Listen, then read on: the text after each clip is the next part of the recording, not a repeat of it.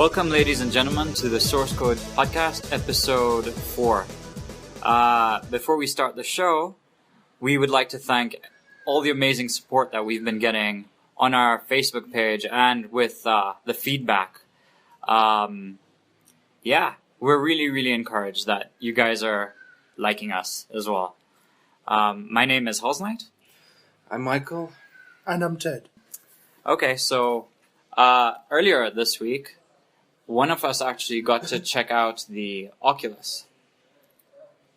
Yeah. Over a couple of days ago, I was fortunate enough to test an experiment with an Oculus Rift Development Kit 2. The titles I tested it with were Project Cars and Euro Truck Simulator 2. Of course, I was thoroughly excited, but there was obviously some troubleshooting and configuration of software that had to be done. But ultimately, when it was working, the experience is definitely very, very compelling. Looking at the hardware itself, it's actually relatively light. So when you place it on your head and on your face, it's actually very light. There's no discomfort. And you have a horizontal and vertical strap that is attached to the main unit itself. And it's adjustable, obviously, so you can fit it nicely on your face. The immediate quirk, however, was that the particular lenses used inside on the screen, the angle in which the light comes out needs to be very, very specific in regards to how it aligns with your eyes. So if you don't, when you place it on, you need to, shimmy it up and down a little bit before the picture is as clear as possible. Because if not, then it looks a bit blurry. Is there any, transparency? Transparency? It's completely closed, right? Yes, it encompasses the entirety of your peripheral vision. And the actual lens itself, the image that you get, well, I don't know, I can't give you the actual degrees, but I would say about, at least from my experience, it covered about 40 to 50% of my peripheral. Beyond that, you can see the edges of the kit itself. But it's encompassing enough, and I'm sure down the line, when the tech is improved, it will capture the majority, if not all, of the peripheral vision. Mm-hmm. The sensation of the depth perception was amazing. Especially in Project Cars, I assume. Just as a technological concept, in the way they've engineered this, Yes. It is amazing. Because I was also fortunate enough to test the 3D Vision 2 a while back. Yeah. And the two problems I had with that was, number one, the sense of depth. It's very artificial. It's almost like if you have a weapon, if you have a character, if you have a backdrop, they're basically pieces of paper which are just moving in between one another. Mm-hmm. This, however, actually, that sensation of feeling depth, I could not help that when it was on.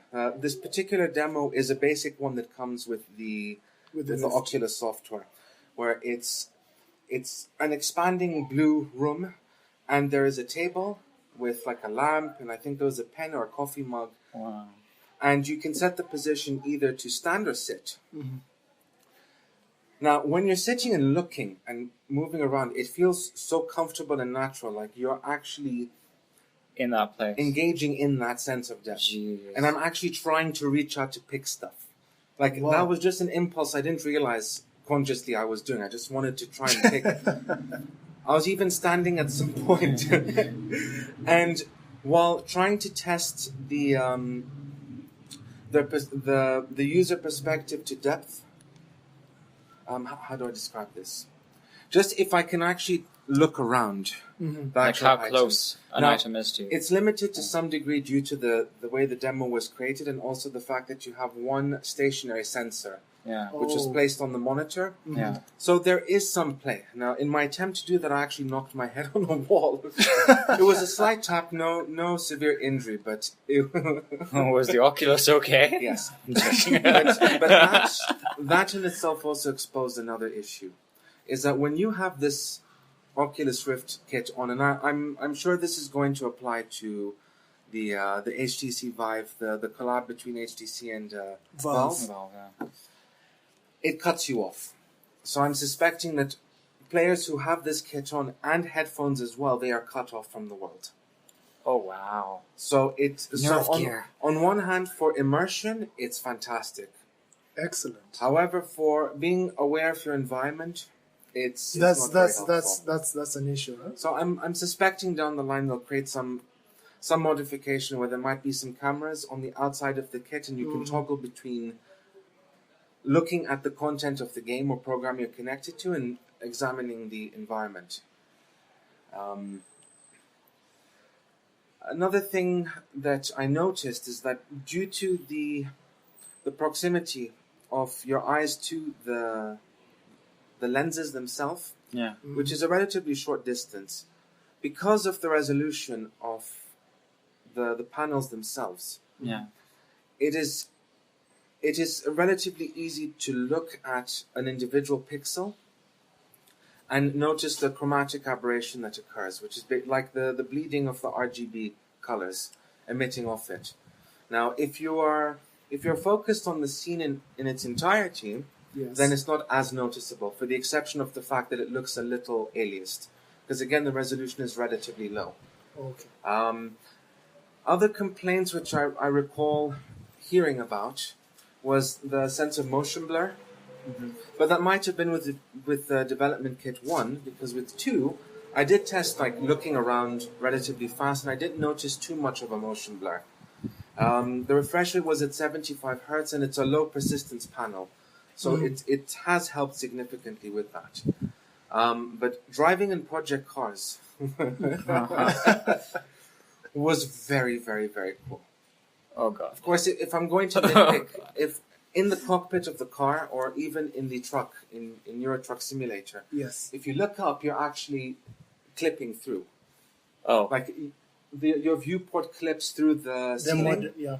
But of course, that's going to be tweaked and sorted with games later on, either patched or designed with 3D in mind. But I remember I was just sitting there, and all I did was look around. And just getting immersed by it. So I'm driving. And I'm looking around. I'm driving. I'm not looking at what's going on, because I'm sucking in this experience. Euro trucks will be it's- good for that then. I actually managed to flip it over. Oh wow. But not Good because I show. was distracted. Yeah. Well done. There was a turning to the right I wanted to take, Yeah. and it was a bit too late, but I said, no, I'm going to try it anyway, and I actually flipped the truck over. But anyway, How did that feel with the Oculus on? you don't feel the inertia. So You don't. Okay. Look, at the end of the day, it's tricking your eyes. You know, the sense of inertia that you have in your body when dealing with the real environment, those don't trigger. So it's still a trick. But I don't know. It's far more So you can- convincing so you can- than the traditional. So you Like you with can 3D. ascertain that it's just a trick. You don't really.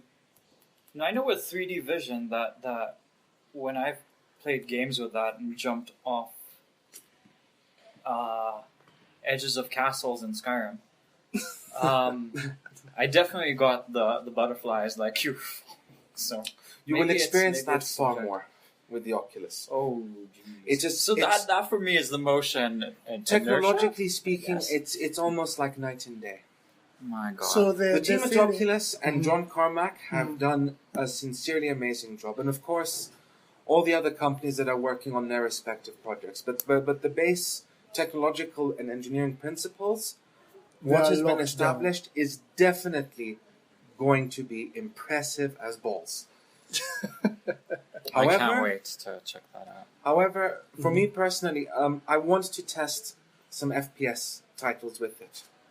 With the viewport being handled by the head tracking, Yeah. and playing in the traditional setup where the kit is simply to give me depth and taking care of the display, but the traditional viewport and gun placement is locked. Mhm. You know, with traditional Mouse FPS, look the way separated precisely, from aim. exactly. Okay. Mhm. And the only other thing is that I'm suspecting maybe the second or third generation, once these kits are actually out officially, when they improve the refresh rate and the actual resolution, where the chromatic aberration ceases and you can't notice those pixels as significantly as you can right now, then it's going to increase the immersiveness even more. But even as it stands, especially when the consumer version comes out in Q1 next year, I'm really, really, really looking forward to it. Wow. However, it is not going to replace monitors just yet. The relevance and prevalence of monitors are still going to be there for a while. Because at least on this particular kit, reading text was very difficult. Like in a Euro Truck Simulator, I went into the options to try and take a look at some key bindings. Yeah. And I could not read the text properly. So I had to like tilt my head a bit and like judge the viewport using the head tracking just a bit to try and make out the text. Oh, did you wear it over your glasses? I did. Yeah. But most of the time I did it without wearing the glasses. Okay. Yeah. So when it comes to reading text and sorting out your settings, you'd better do that, before turning it on anyway. The text issue, unless the text itself is going to be increased to compensate for the resolution, I suspect that it'll be sorted the moment the next generation kits come out where you have high res panels. So when you had the Oculus on, right? Yeah. Was it like a dual monitor support where it's like mirrored whatever's on the screen, or? The machine that was being tested on was Windows 10, right, and it was installed with the latest SDK of Oculus, for 0.7. Yeah. And it was also using a very recent beta driver for NVIDIA. This was running on a GTX 970. Yeah. What we couldn't do was actually map what was being seen on the display to the monitor. No. It's supposed to, but with Project Cars and Euro Truck Simulator, the actual 3D geometry was displayed strictly on the Oculus, but the HUD was shown on the monitor.